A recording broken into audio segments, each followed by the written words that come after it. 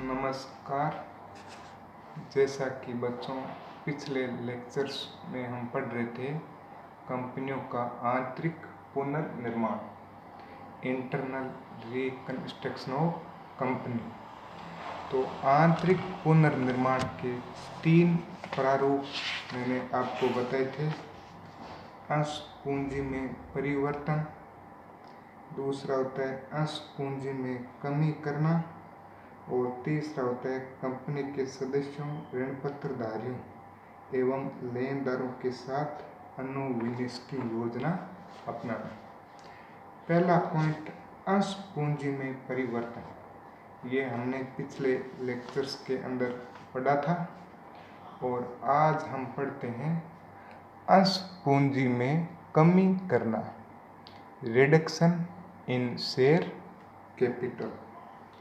अंश पूंजी में कमी करना। अंश पूंजी में कमी करने में यहाँ पर 3 आपके पॉइंट आ रहे हैं। नंबर 1, अंशों पर अदत्त राशि में कमी करके अथवा अदत्त दायित्व समाप्त करके। जो तक अंश पर अभी मांग बाकी है, जो पैसा प्राप्त होना है, या तो उसको कम कर दिया जाए या उसको समाप्त कर दिया जाए। जैसे एक 10 रुपये का शेयर है और उस पर अभी तक 7 रुपये ही पेडअप है, तो 3 रुपये है वो आपकी अदत्त राशि है। 3 रुपये अदत्त राशि है। तो ये पहला पॉइंट आता है कि अंशों पर अदत्त राशि में कमी करके अथवा अदत्त दायित्व समाप्त करके। यानी जो 3 रुपये अभी तक नहीं चुकाया हुआ है, या तो उसको कम कर दो, 3 को कम करके आप 2 कर दो, कि 1 रुपये तो हम कंपनी से लेंगे और 2 रुपये यहाँ पर समाप्त कर रहे हैं।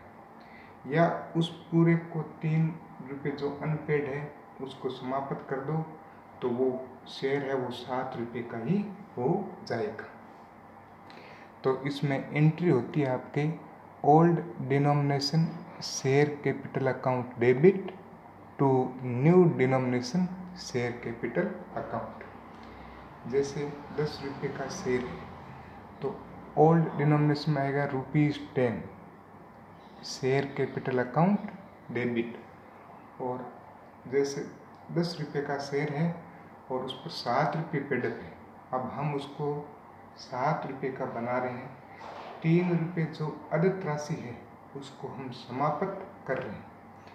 तो old denomination share capital account debit, तो इसमें आ जाएगा ₹10 share capital account debit to new denomination. नया शेयर कितने का बना रहे हैं? 7 का बना रहे हैं, तो ₹7 शेयर कैपिटल अकाउंट क्रेडिट। तो ये हुआ आपके पहला पॉइंट। नंबर 2 आता है आवश्यकता से अधिक पूंजी को अंशधारियों को लौटाना।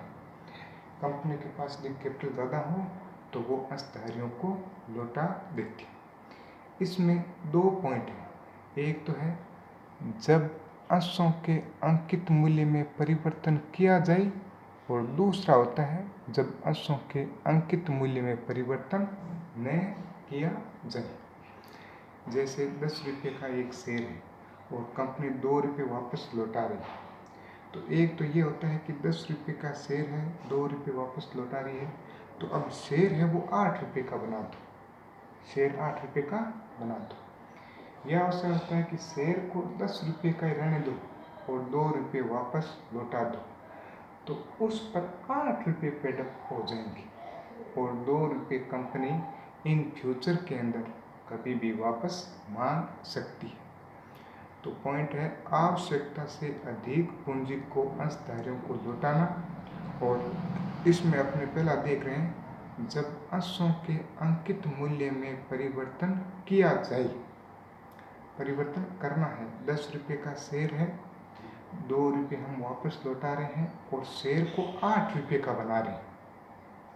तो एंट्री होगी old denomination share capital account debit to new denomination share capital account और to sundry share holder account.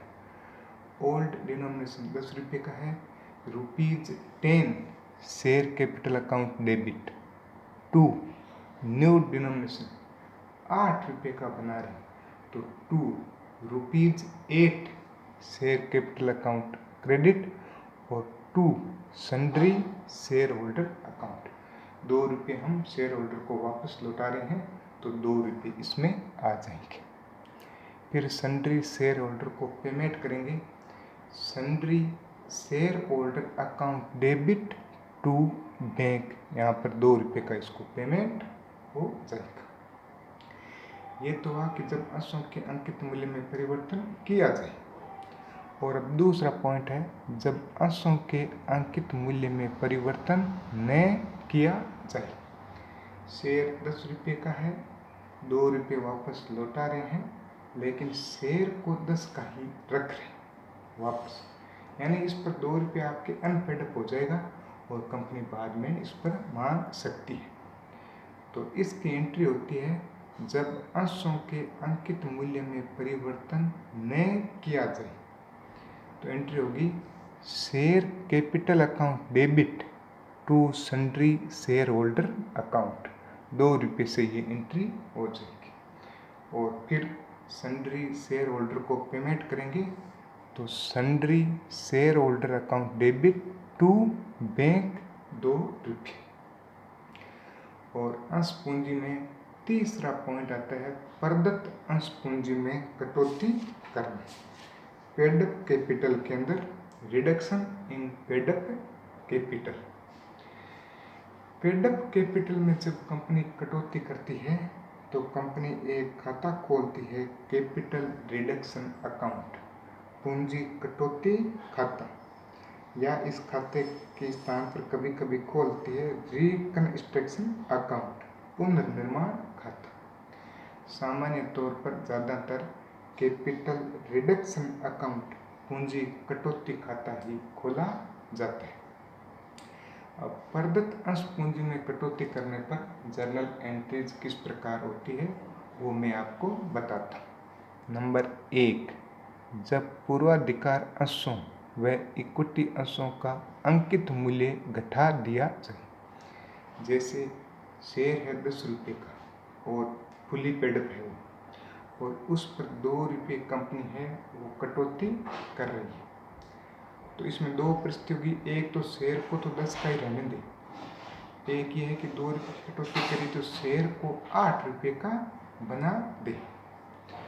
तो जब पूर्वाधिकार अंशों व इक्विटी अंशों का अंकित मूल्य घटा दिया जाए, 10 रुपये का है, 2 रुपये कटौती कर रही है और नया शेयर है वो 8 रुपये का बना रही है, तो एंट्री हो जाएगी old denomination share capital account debit to new denomination share capital account to capital reduction account. Old denomination में आएगा ₹10 share capital account debit to new denomination, नया शेयर बना रहे हैं 8 का, तो ₹8 शेयर कैपिटल अकाउंट क्रेडिट, इसमें 8 रुपये आएंगे। और 2 कैपिटल रिडक्शन, 2 रुपये हम जो कटौती कर रहे हैं वो कैपिटल रिडक्शन के अंदर चली जाएगी।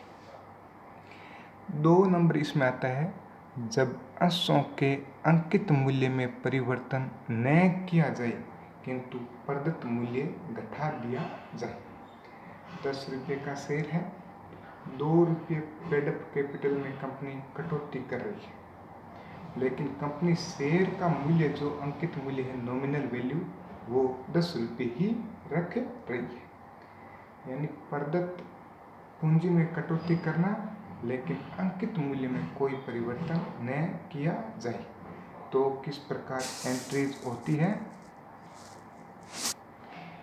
जब अंकित मूल्य में परिवर्तन नहीं करना है, पेडअप कैपिटल 2 रुपये घटानी है, तो एंट्री होगी share capital account debit to capital reduction account, 2 रुपये इसमें आ जाएंगे।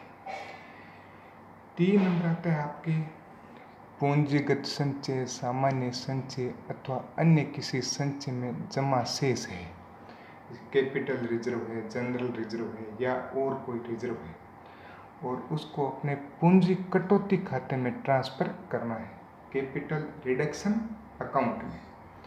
तो एंट्री क्या होगी, लायबिलिटीज होते हैं, रिजर्व जो होते हैं, जनरल रिजर्व, कैपिटल रिजर्व या एनी अदर कोई रिजर्व, उनको ट्रांसफ़र करेंगे कैपिटल रिडक्शन में। तो रिजर्व का बैलेंस होता है क्रेडिट, उसको तो कर देंगे डेबिट और कैपिटल रिडक्शन हो जाएगा आपके क्रेडिट। तो एंट्री हो जाएगी capital reserve account debit, general reserve account debit, any particular reserve account debit to capital reduction account. इस प्रकार 4 नंबर आते हैं। अगर डिवेंचर होल्डर एवं क्रेडिटर, ऋण पत्रधारी एवं लेनदार, अपना जो उनका अमाउंट है उसमें से यदि वो कुछ त्याग करते हैं, त्याग करने के लिए वो सहमत होते हैं, तो उनके द्वारा त्याग की राशि कैपिटल रिडक्शन में आएगी। तो डिवेंचर, क्रेडिटर, इनका बैलेंस होता है क्रेडिट, क्योंकि लायबिलिटीज होती है, तो इनको तो कर देते हैं डेबिट और कैपिटल रिडक्शन हो जाएगा आपके क्रेडिट। तो डिवेंचर होल्डर और क्रेडिटर के द्वारा त्याग करने पर एंट्री होगी debenture account debit, creditor account debit to capital reduction account. ये हुई आपके डिवेंचर होल्डर और लेनदारों के द्वारा त्याग करने पर प्रविष्टि। इसमें और आगे एंट्री हैं वो अपने अगले लेक्चर के अंदर देखेंगे। धन्यवाद।